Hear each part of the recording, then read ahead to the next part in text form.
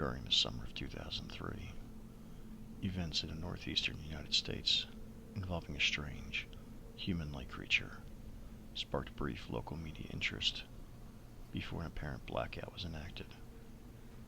Little or no information was left intact, as most online and written accounts of the creature were mysteriously destroyed, primarily focused in rural New York State and once found in Idaho.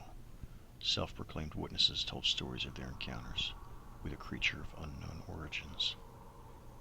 Emotions ranged from extremely traumatic events of fright and discomfort to an almost childlike sense of playfulness and curiosity. While their published versions are no longer on record, the memories remained powerful. Several of those parties began to look for answers that year. In early 2006, the collaboration had accumulated nearly 24 documents dating between the 12th century and present day, spanning 4 continents. In almost all cases, the stories were identical. I've been in contact with a member of this group, and I was able to get some excerpts from their upcoming book. A Suicide Note, 1964. As I prepare to take my life, I feel it necessary to assuage any guilt or pain I have introduced to this act. It is not the fault of anyone other than him, for once I awoke and felt his presence, and once I awoke and saw his form, once I awoke and heard his voice, and looked into his eyes. I cannot sleep without fear of what I might next experience. I cannot ever wake. Goodbye. Found in the wooden box were 2 empty envelopes addressed to William and Rose, and 1 loose personal letter with no envelope. Dearest Lenny, I have prayed for you. He spoke your name. A journal entry, translated from Spanish, 1880. I have experienced the greatest terror. I have experienced the greatest terror. I have experienced the greatest terror. I see his eyes when I close mine. They are hollow, black. They saw me and pierced me. His wet hand, I will not sleep. His voice, a mariner's log, 1691. He came to me in my sleep. From the foot of my bed I felt a sensation. He took everything. We must return to England. We shall not return here again. At the request of the Rake. From a witness, 2006. 3 years ago, I just returned from a trip from Niagara Falls with my family for the 4th of July.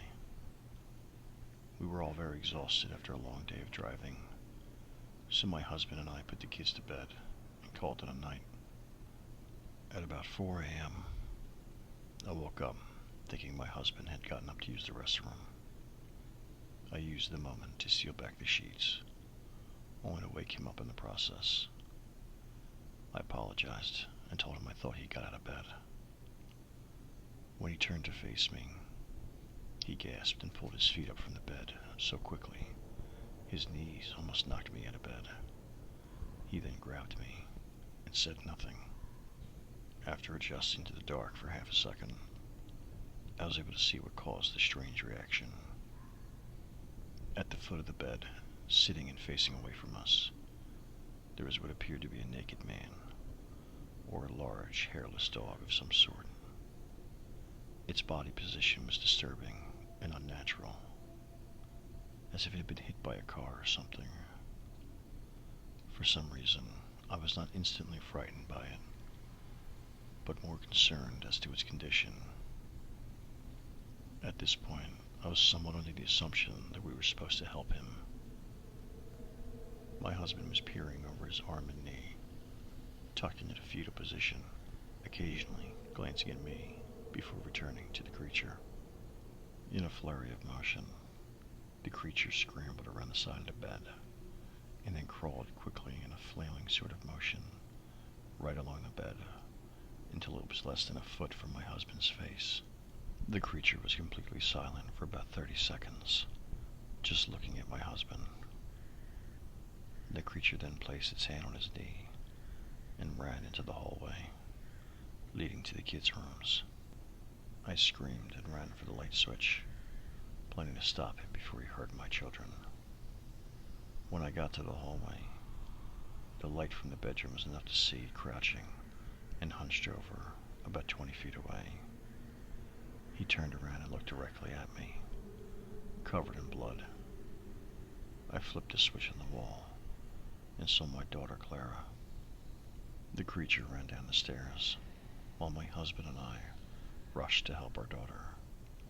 She was very badly injured and spoke only once more in her short life. She said, "He is the Rake." My husband drove his car into a lake that night while rushing our daughter to the hospital. They did not survive. Being a small town, news get around pretty quick. The police were helpful at first, and the local newspaper took a lot of interest as well.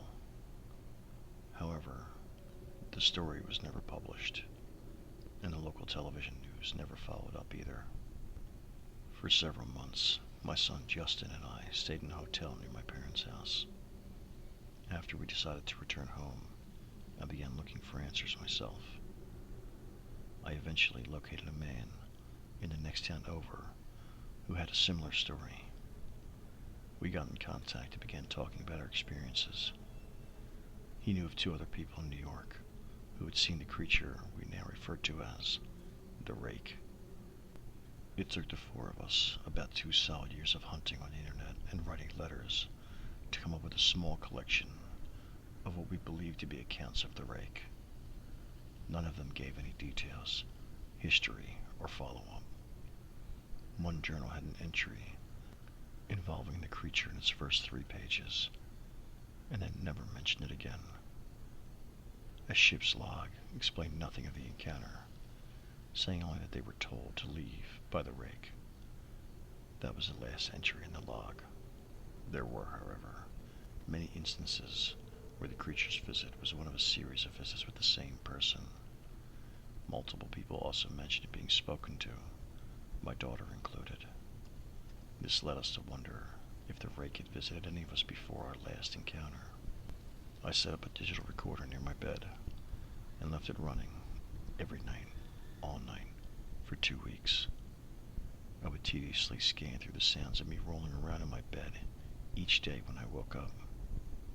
By the end of the 2nd week, I was quite used to the occasional sound of sleep, while blurring through the recording at 8 times the normal speed. This still took me almost an hour every day. On the first day of the 3rd week, I thought I heard something different. What I found was a shrill voice. It was the Rake. I can't listen to it long enough to even begin to transcribe it. I haven't let anyone listen to it yet. All I know is I've heard it before, and now I believe that it spoke when it was sitting in front of my husband.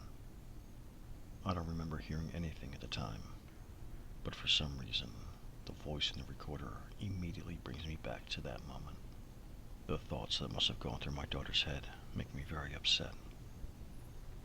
I have not seen the Rake since he ruined my life, but I know that he's been in my room while I slept. I know, in fear, that one night I'll wake up to see him staring at me. Thank you for listening. If you enjoyed tonight's story, please like, subscribe, share. Until next time, stay spooky.